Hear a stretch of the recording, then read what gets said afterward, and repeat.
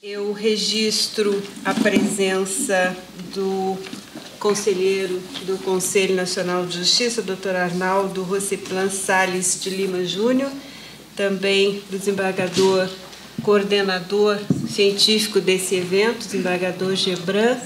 E antes de dar início aos trabalhos, eu passo a palavra ao conselheiro.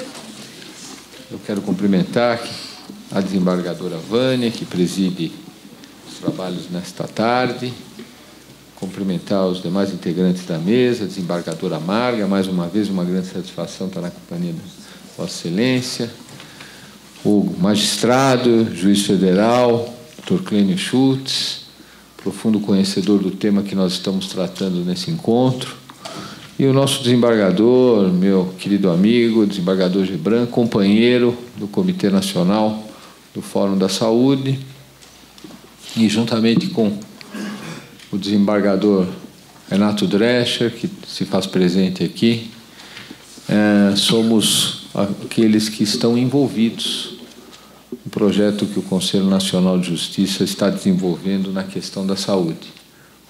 Já do conhecimento dos senhores, é um projeto que nós estamos envolvidos desde o final do ano passado, quando esse projeto se inaugura em setembro, com a assinatura do convênio entre o Ministério da Saúde e o Conselho Nacional de Justiça. Agradecer a presença de todos os senhores, magistrados federais e demais participantes desse encontro. E, rapidamente, numa breve manifestação, dizer da alegria de estar aqui por dois motivos. Primeiro, por estarmos mais uma vez discutindo um tema tão candente, que é a questão da saúde, e que questão sendo discutida por profissionais do mundo do sistema de justiça e do sistema de saúde que tem conhecimento dessa problemática. E também, em especial, Gebran, Drescher, porque hoje nós inauguramos efetivamente o nosso projeto de forma piloto, claro, porque nacionalmente o projeto está ultimado, pelo menos em 20 estados nós temos condições de fazer com que o projeto funcione, desembargadora Marga, mas nós começamos com esta experiência aqui no estado do Paraná. E nós acreditamos sinceramente que estamos oferecendo uma ferramenta que, se o magistrado nos der esse voto de confiança, é aquilo que eu, Gebran, Renato, os demais envolvidos neste comitê, têm levado a mensagem aos magistrados: nos deem esse voto de confiança, compreendam o que está sendo oferecido e façam uso, pelo menos uma, duas, três vezes, até para criticar, se não funcionar. Mas sabemos que aquilo que estamos hoje aqui oferecendo já foi, inclusive, contemplado em voto do eminente ministro Barroso, no julgamento que está suspenso, que cuida do julgamento dos medicamentos de alto custo, onde ele lá, no item 72, 73 do seu voto, manifesta confiança e esperança que esse projeto possa racionalizar as questões da saúde no judiciário, produzindo aquilo que o desembargador Gebran, de forma muito feliz, definiu, que é a boa judicialização. Nós não estamos aqui, nós do CNJ, e nem poderia ser, querendo impor à magistratura, no exercício da jurisdição, qualquer forma obrigatória de proceder, mas é oferecer algo que trará ao magistrado um conforto maior na hora de decidir. Depois nós falaremos um pouco mais aprofundadamente, mas acho que é importante este marco no dia de hoje, que o Estado do Paraná vai poder inaugurar esse momento tão importante e tão caro para nós que estamos envolvidos nisso, já daqui a pouco quase um ano, né, Gebran? Então, por hora, muito obrigado, e vamos então dar sequência aos trabalhos. Devolvo a palavra à desembargadora. Muito obrigada pela sua manifestação, cumprimento não só por ela, mas também pelo projeto ao qual todos nós lançamos uma enorme expectativa, sem dúvida. Ouviremos também a manifestação do desembargador Gebran. Tem a palavra. Obrigado. Cumprimento a todos, na pessoa da desembargadora Vânia, Raque de Almeida, presidente da mesa, sintam-se todos cumprimentados. Peço escusas por não ter conseguido chegar na manhã de hoje por problemas do nosso aeroporto, que não permitiu que o nosso avião pousasse na noite de ontem.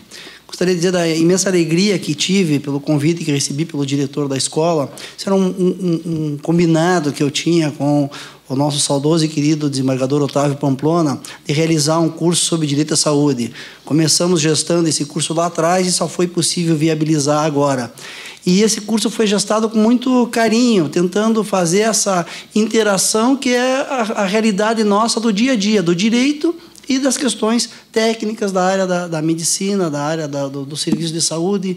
É por isso que nós vamos ouvir alguns profissionais do direito, mas também temos necessariamente que ouvir as pessoas que tratam da questão médica, da questão administrativa e que conhecem de perto esses problemas muito melhor do que nós todos. Eu agradeço muito a presença de todos, em especial dos meus queridos amigos que acederam ao convite para estar aqui palestrando para os senhores, conversando e organizando casos. Contei com a inestimável colaboração dos 3 coordenadores do Comitê da Saúde do Paraná, a doutora Luciana Veiga, de Santa Catarina, o doutor Clênio Chuse, e do Comitê do Rio Grande do Sul, o doutor Francisco Donizete. Como pretendo que essa seja a minha única manifestação, eu gostaria de deixar isso bastante demarcado. E dizer, conselheiro Arnaldo, que é com imensa alegria que eu vejo que nós vamos poder instalar como projeto piloto esse sistema, essa ferramenta que foi realizada por sua iniciativa, por sua liderança dentro do Fórum Nacional de Saúde. Gestamos isso de modo coletivo, muito democrático, ouvindo o Ministério da Saúde, ouvindo diversos operadores do direito, ouvindo diversos operadores da área técnica, mas substancialmente, e depois isso vai ser explicado melhor, é uma ferramenta eletrônica para elaborar notas técnicas. A partir do quê? A partir de formulários prévios, preenchidos, primeiro pré-preenchidos pela parte, mas depois preenchido pelo juiz, pela vara, encaminhado aos núcleos de apoio técnico, aos juízes, aos NATJUS, e com um modelo de resposta bastante adequado. E esse é um projeto nacional. Nós vamos conseguir fazer um grande banco de dados nacional com informações técnicas das notas técnicas dos NATJUS e pareceres que estão sendo contratados mediante o convênio do Ministério da Saúde, o Hospital Sírio-Libanês e, principalmente, os hospitais de referência em cada um daqueles assuntos. Então, o que pretende o Fórum Nacional de Saúde, depois os senhores vão compreender melhor isso, o que pretende é ofertar para a magistratura brasileira, mas eu diria além, conselheiro, para a sociedade brasileira, ofertar uma ferramenta onde nós possamos discutir se há ou não há evidência científica. E esse é o mote principal para que a gente possa, enfim, com esses recursos parcos, conseguirmos, talvez, fazer aquela administração do gestor de Angola, que, diante de tantas dificuldades, não podemos ter o direito de errar. E me parece que esse é o papel do Poder Judiciário. Nós não podemos mais errar com questões orçamentárias e muito menos errar com questões de saúde. Não só por causa dos recursos, mas também porque isso envolve vidas humanas e segurança. Nós não podemos mais deixar essa questão tão solta da forma como vem sendo no dia de hoje. E a proposta do CNJ é essa, oferecer uma ferramenta para que o juiz tenha fundamentos técnicos, científicos, para a tomada de decisão. Era isso que eu gostaria de falar para os senhores e pedir, como fez o conselheiro, um voto de confiança ao projeto. Utilizem, ele vai ser lançado no Paraná agora, a partir de hoje, vai estar disponibilizado para os magistrados da Justiça Federal e da Justiça Estadual, mas a partir de agosto, eu creio que vai ser ofertado em todos os lugares do Brasil que quiserem utilizar e tiverem o NATJUS para poder fazer as notas técnicas. Muito obrigado, devolvo a palavra à doutora Vânia. Nós que agradecemos e também cumprimentamos Vossa Excelência, não só pela coordenação deste evento, pelos temas, principalmente, que estão trazidos a debate, mas também por esse trabalho exitoso e conhecido nesse tema que nos é tão caro e tão importante. Passamos, então, ao nosso painel, que tem o título Judicialização da Saúde, segundo a jurisprudência do Supremo Tribunal Federal, do Superior Tribunal de Justiça e do Tribunal Regional Federal da 4ª Região. Para desenvolver o tema, nós temos a presença dos excelentíssimos senhores, a doutora Marga, desembargadora federal Marga Ingbar Tessler, e do juiz federal Clênio Jair Sulzi. Nós iniciaremos ouvindo a desembargadora Marga, cujo currículo, em síntese, é o seguinte: desembargadora Marga, mestre em Direito Público pela Pontifícia Universidade Católica do Rio Grande do Sul, mestre em Poder Judiciário pela Fundação Getúlio Vargas, Rio de Janeiro, especialista em Direito Sanitário pela Universidade de Brasília, especialista em Administração da Justiça pela Fundação Getúlio Vargas. Lhe passo a palavra, em princípio 30 minutos, mas fique à vontade. Muito bem. Boa tarde a todos. Agradeço aos organizadores do evento o honroso convite. Nomino o desembargador Gebran. É para mim uma satisfação e uma honra estar aqui, compartilhando a mesa com Vossas Excelências, com o conselheiro Rosepian e com o doutor Clênio.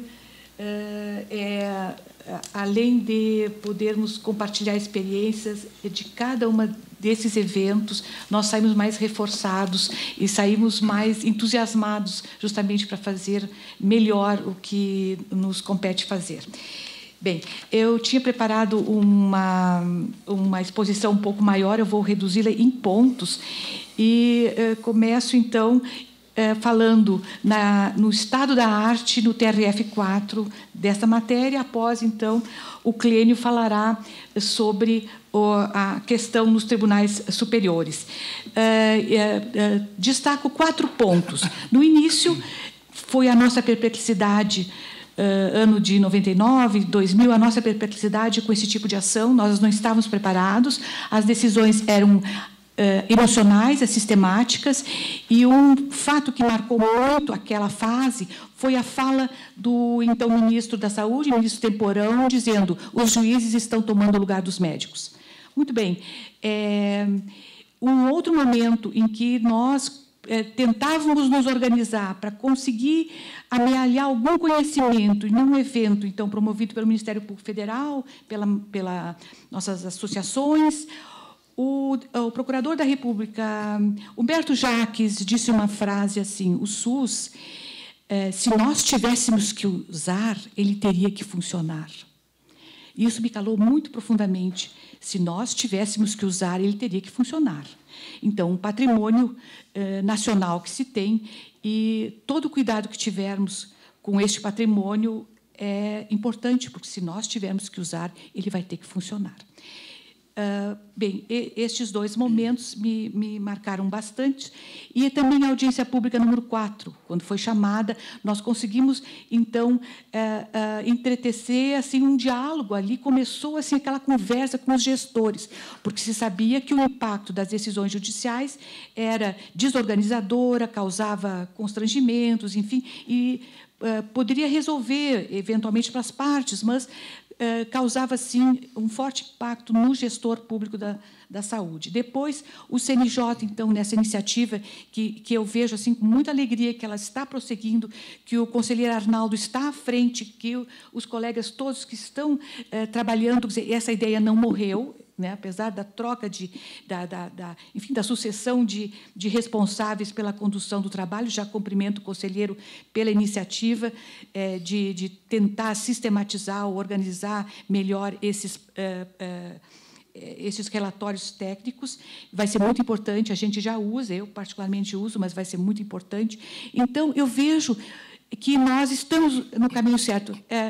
Nós evoluímos, nós subimos pelo menos uns 5 degraus nesse andamento. E no TRF4, então, o que eu percebi neste meu relatório, que procuro assim fazer da forma mais rápida possível, dando uma notícia sobre a evolução da matéria, conseguimos avançar um patamar um pouco mais elevado, que foi graças ao trabalho do hoje presidente Thomson Flores e também da Comissão de Jurisprudência, a qual foi integrada também pelo Dr. Gebran, que fizeram de fora, olharam como nós estávamos decidindo essas questões e procuraram, em várias iniciativas, estabelecer várias súmulas.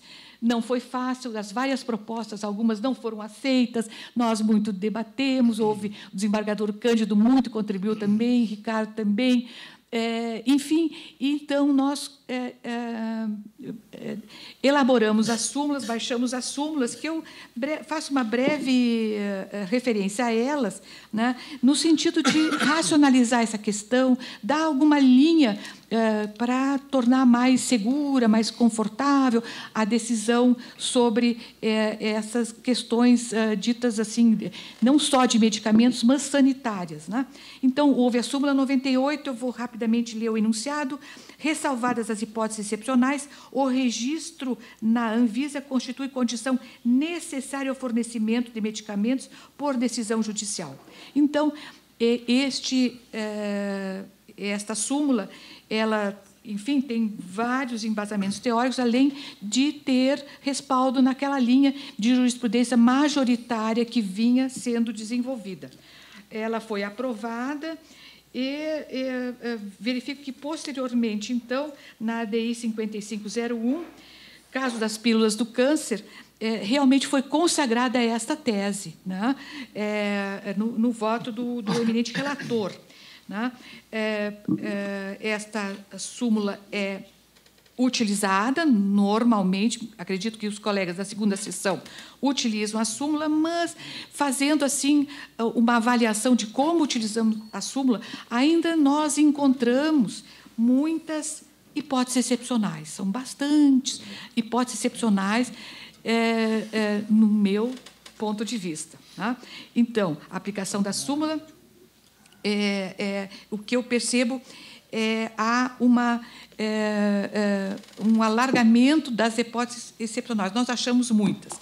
E, na generalidade dos casos, nós não fazemos uma consideração sobre as manifestações dos órgãos técnicos, porque pode ser, em alguns casos que tanto a Anvisa quanto a Conitec já tenha se manifestado. E, muitas vezes, a gente não se respalda nesses pronunciamentos tão importantes, nesses pronunciamentos, né? Nós não damos a devida deferência a esses órgãos, que são os órgãos técnicos que estão habilitados muito mais do que nós a decidir o que é, né? Enfim, ou até afastar excepcionalidades em face dos pronunciamentos que já fizeram. A outra súmula, a súmula 99, que diz: a dispensação de medicamentos oncológicos judicialmente determinada far-se-á exclusivamente por estabelecimentos de saúde credenciados junto à rede de atuação oncológica CACOM-NACOM. Essa súmula está um pouco superada nesse andamento todo. Ela teve por base decisões da segunda sessão, não muitas. E havia também uma preocupação em não albergar na dispensação de medicamentos aqueles pacientes que já estavam respaldados nos planos privados de saúde, né? E também com a conservação dos medicamentos, dispensação adequada, muitos precisam estar refrigerados, enfim, de outros cuidados, e se percebeu que eles eram entregues, que não se prestavam contas, e se entendeu que, nestes órgãos, os CACOMs e o NACOMs, embora alguns privados, ou muitos privados, haveria, né, conhecimento e um cuidado com medicamentos caríssimos que eram disponibilizados. Mas ela está superada pela 101. A outra súmula, a 100, nas ações em que se busca o deferimento judicial de prestações de saúde sujeitos à ordem de espera, somente se deferirá o pedido caso haja demonstração de que a urgência do caso impõe a respectiva realização antes do prazo apontado pelo poder público. Então, quando há fila de espera devido à escassez, devido a peculiaridades de cada intervenção, vamos dizer, no início, bem lá no início, apareciam muitos pedidos para cirurgias bariátricas, sem fila de espera, sem coisa nenhuma, e elas muitas vezes eram deferidas para a frustração daqueles pacientes que estavam lá 1, 2 anos esperando a sua vez. Então, ela tem utilidade. E uma coisa que percebi, diminuiu sensivelmente as liminares e os próprios pedidos nesta ordem do conhecimento, vamos dizer, da divulgação dessa súmula. Me parece que não há tantos pedidos nesse sentido, pelo que eu tenho observado.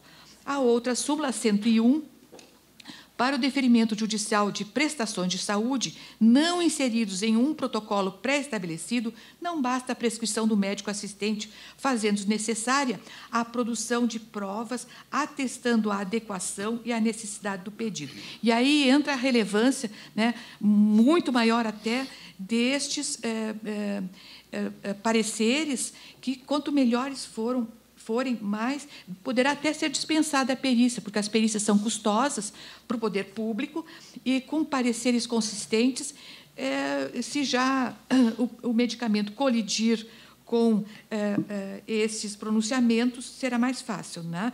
Então, essa súmula, ela consolida essa orientação de que há necessidade de uma dilação probatória quando sequer os medicamentos ou não são autorizados pela Anvisa, não são incorporados, e os motivos pelos quais não foram. E eu, dizendo assim que essas súmulas são importantes, acho que elas deram uma certa linha, né, sinalizaram uma certa direção, e, enfim, elas nos ajudaram muito, nós avançamos com elas.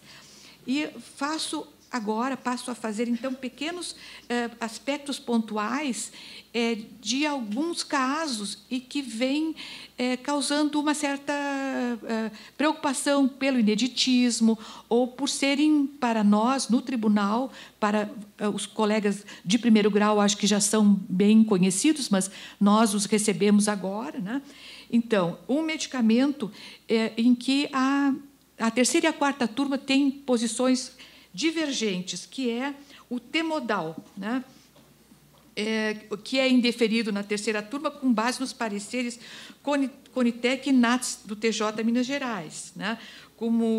Onde se refere às ausências de evidências científicas. A terceira turma tem feito isso. Já a quarta turma, pelos precedentes que eu tenho, ainda mantém o fornecimento sem se valer desses critérios técnicos.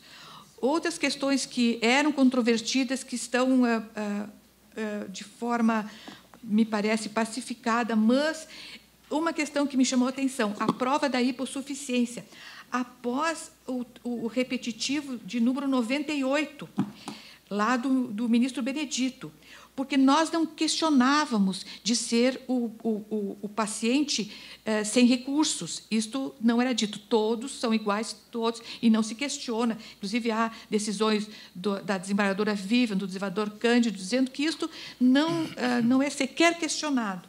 Mas, neste repetitivo, lá, o ministro fala que, a propósito de dizer que o poder público pode ser multado, e chama a atenção que ele fixa a multa no máximo em um salário mínimo, as nossas multas são mais elevadas, normalmente, ele diz assim, refere-se que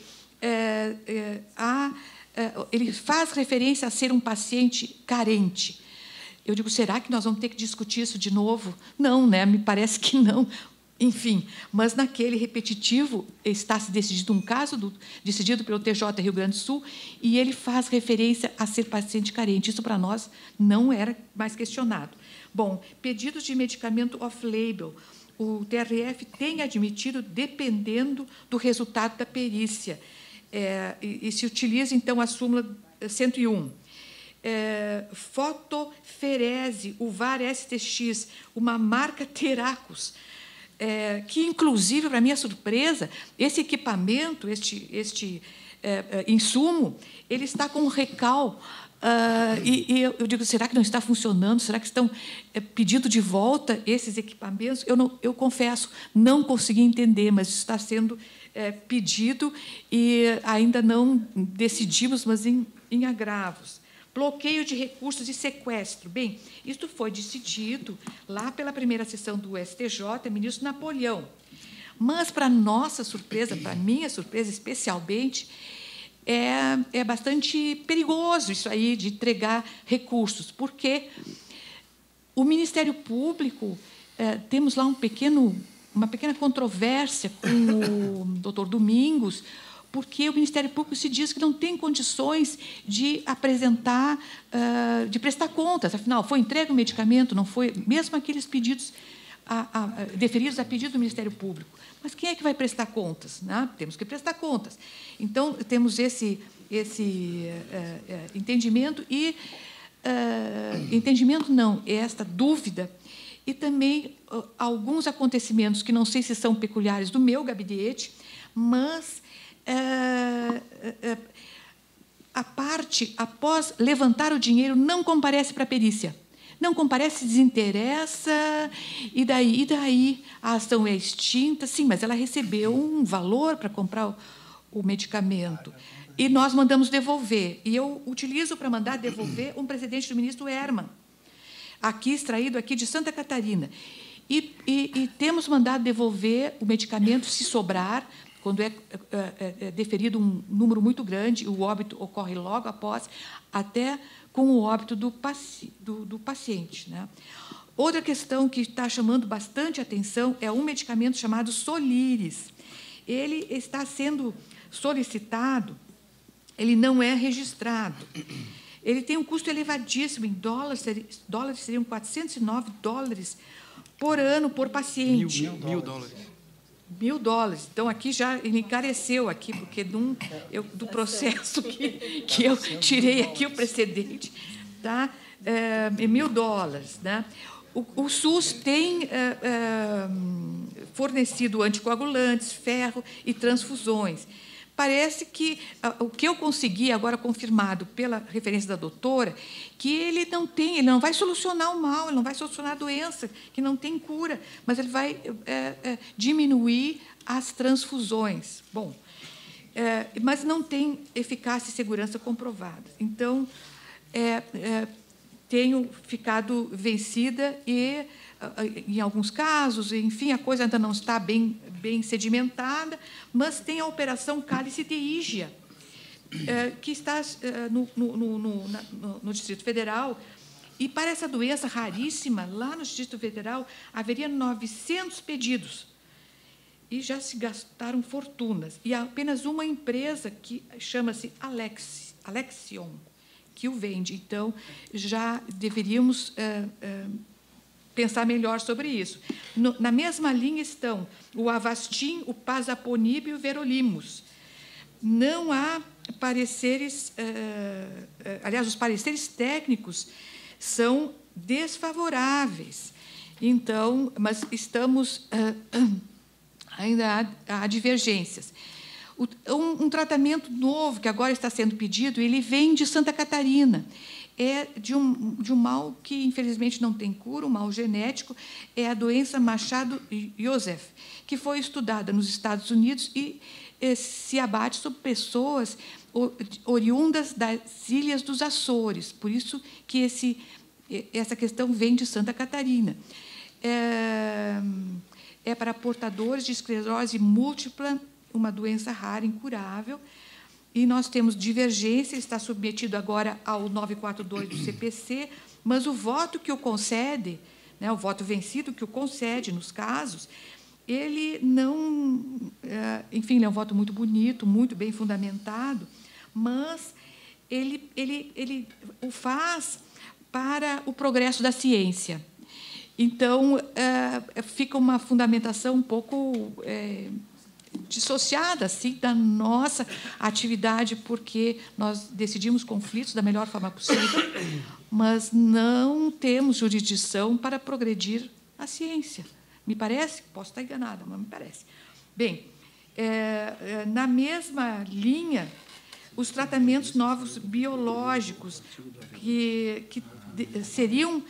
estão sendo solicitados para psoríase moderada ou grave, não incorporado por razões muito fundamentadas, né, mas que estão sendo deferidos, especialmente o Stelara e o Infliximab. Tem muitos pedidos disso, em geral, por um grupo de poucos advogados. Outro tratamento para diabetes é uma marca Medtronic, né, São sempre alegadas situações de excepcionalidade. Um único advogado as traz, mas o SUS oferece o tratamento tradicional, que não é tão sofisticado, mas é, no meu modo de ver, o que podemos pagar. Tem ainda, gostaria de comentar que já recebi solicitações que foram indeferidas em primeiro grau, mas em grau de agravo, de ecoterapia. Bem, tratamentos bem sofisticados ou diferentes, né, e que causaram, né, espanto. E este é o estado da arte, né, no TRF da 4ª Região, e eu acho que avançamos bastante, avançamos muito, temos muitos pontos que a segunda sessão já está unânime, conferindo uma certa segurança, e me chegou um agravo que eu fiquei preocupada, porque eu só havia ouvido falar do abandono de pacientes. Só havia ouvido falar. Mas, então, brevemente, eu vou relatar o que acontece. Uma senhora, mãe de 7 filhos adultos, se não me engano, aqui do Paraná, teve um AVC em 2011. De lá até hoje, ela foi tratada pelo hospital público. O hospital público chamou os filhos. Os filhos para que eles, então, como o hospital nada mais poderia fazer e precisava da vaga, alguns deles, ou um deles, tomasse um curso, fizesse aquele curso, a fim de poder atender a mãe. Nenhum dos filhos se apresentou, todos se recusaram, e, então, o hospital pediu... não pediu, não, perdão, o hospital determinou deu a alta para a paciente e determinou a sua entrega no domicílio da família, onde, inclusive, funciona o negócio da família. E aí todos os filhos, inclusive o marido, né, o companheiro, marido, então agravam dessa decisão, dizendo que é um abuso, que é um absurdo. E me chegou... E eu suspendi essa decisão de entrega dessa senhora, porque me pareceu que ela vai morrer rapidamente na mão dos filhos, e não sabendo exatamente o que fazer, porque se nenhum dos filhos quer tratar dela, cuidar dela, ela está em estado vegetativo, quem vai cuidar dela, né? É uma perplexidade, assim, eu digo, essa matéria ela é instigante, né? Mas ela também nos causa, às vezes, né? E mantém intimar o Ministério Público, porque há um abandono de doente, de incapaz, né? Um dos filhos deveria ter-se, filhos homens e mulheres, né? Deveria ter se destacado para cuidar da mãe nos últimos momentos de vida, talvez. Então, é esse o estado da arte no TRF da 4ª Região. Espero ter cumprido aqui os 30 minutos. Teria mais coisas para dizer, mas, mais ou menos, este é um resumo. E expresso a minha satisfação por poder compartilhar com vocês todas essas questões e devolvo a palavra à desembargadora Vânia. Muito obrigada, agradeço. Cumprimento Vossa Excelência pela brilhante palestra. Trouxe um panorama da jurisprudência atual dessa matéria no nosso tribunal, a mim, principalmente, que estou ingressando nesse tema agora, depois de um longo tempo afastada, realmente tem uma importância ímpar, e agradeço a Vossa Excelência esse exemplo trazido, esse processo relatado agora. Também daria um excelente estudo de caso aqui, né? Eu acho que poderíamos até colocar em debate depois, se a organização assim concordar, debatermos um pouco sobre esse tema, até trazendo luzes para a turma poder decidir essa matéria.